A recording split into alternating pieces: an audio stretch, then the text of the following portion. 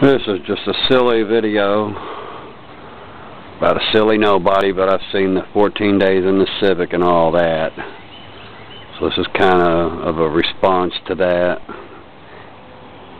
And a plea to, not a plea, but really a cry from a single parent who spent the last 25 years of their life taking care of people, taking care of their own kids. And what you're looking at now is the van that people really have lived in. We've lived in this van off and on for the last 4 years. And it ain't like times has always been tough like this. Here's our house. And I mean, it's a big house, too. It's really too dark inside to see how big this room is. But this is my bedroom. I mean, that's a mirror on the wall, and it's like, I don't know, this room might be like 40 feet by 40 feet. It's my bedroom. There's our computer way over there. That's a big room. Mirrors on the walls. See them? You'll be able to see them better in this other room. Our house is lighter. This is our house. Sometimes we do good, but sometimes we do bad. See the mirrors on this wall? Those are mirrors. I guess you can't really tell unless I get closer. See how it's showing the front door in this mirror? This is a mirror. Big room. We never even use this room. We've got so many rooms. This is like 3 floors to this house. Look here, marble floors.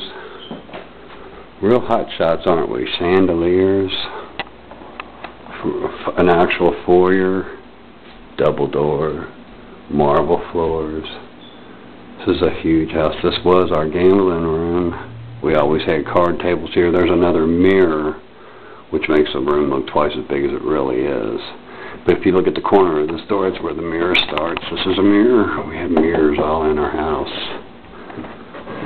And then we got a fireplace room. This is our kitchen.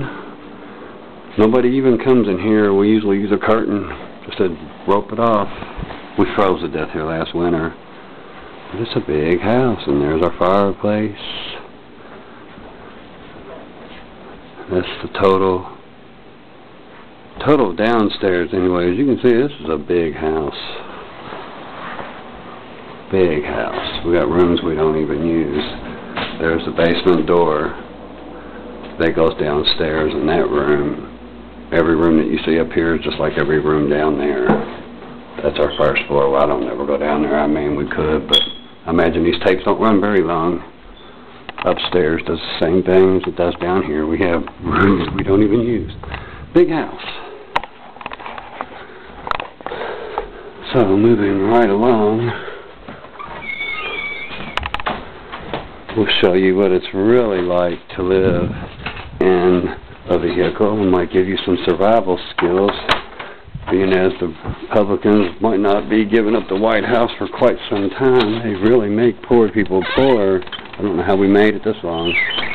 This is my back porch. It's bigger than some of the apartments we used to have. Here's our backyard. Looks like a park. This whole concrete walk goes all the way to the end of our property. Our home. Wow, 4 minutes gone already. We're moving closer to the war wagon. Take one more glance at this house from the actual front. That wall is like the edge of our driveway, and this is our driveway that goes all the way down to the street. It's about a $250,000 home, as you can see.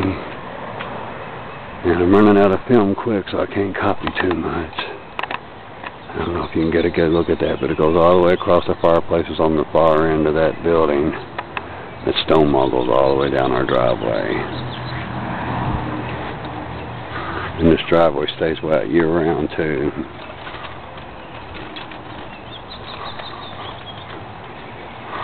So, back to the war wagon. And how people really act like they're going to tough it out, but they don't show you none of the essential hardware it takes to really survive in the American streets. Wow. I'm opening up our van. Let's see if we can pick any of this stuff up. Well, we still got crap we have to unload.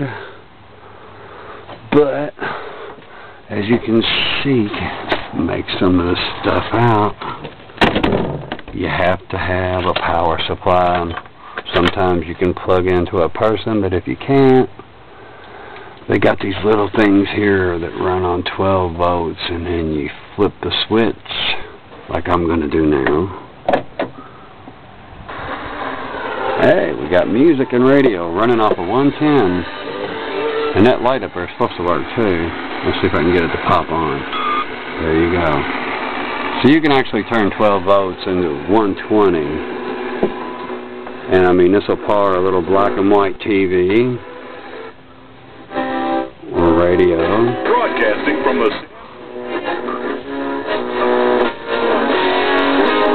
lousy reception. But anyway, that's how that goes. So you have to, I recommend one of these outfits. Now inside this case we have a, no, here it is. These little burners here are pretty good. You can cook on them, hook them up to a Coleman, screws right in on a Coleman or some kind of propane tank, and that thing will burn. A lot of times you got to have ventilation, which you got to have these windows open. I recommend highly, if you have a van that you're living in, to have a lot more cargo nest than what I got. Keeps your stuff clean and what have you. You got to have a lock case, you know, for important papers and just livable things you don't want people to mess with. I'll have a TV in here that'll run off that power supply, and they usually use a 5-gallon bucket for a toilet. You get disposable garbage bags and you put it around the outside of that 5-gallon bucket. You get an old toilet seat someplace, you just set it on top of that bucket, and instant toilet. You get done, you empty your business and move along. And there's really not much to it. The secrets are, I always go to, when we've lived in here before, mainly I lived in here by myself. As you can see, some of these dates go back to 2003. You know, that's a long time ago. I think this is 2007. I haven't lived in here in like 2 or 3 years, but we wrote down little dates and when we were here and whatever's, you know. Spent some Christmases in here, spent some very cold nights in here. But people actually live in things like this. This is a full-size van. The damn thing runs brand new. It runs like a brand new, and it looks like hell, though. It's got more rust spots in it than anything. But you can't have crap like this laying around. It's just, I'm not really ready to move in here yet, but it's very likely I'll be living in here in less than a week. So I'll have to bring her up to power. But, yes, people have lived in vehicles a lot longer than any 14 days. I've lived in here 3-4 months. Sometimes you get lucky, like I say, and you can plug up to somebody. You can actually get a heater going if you're freezing to death, which I have many a night.